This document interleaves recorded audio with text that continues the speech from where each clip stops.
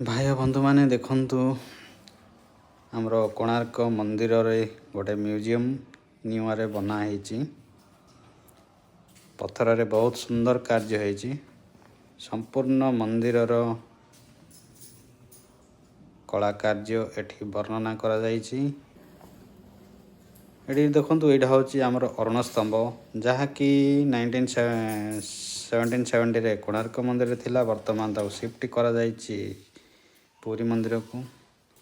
यह हूँ आमर भग्नावशेष कोणार्क मंदिर जहाँ वर्तमान अच्छी।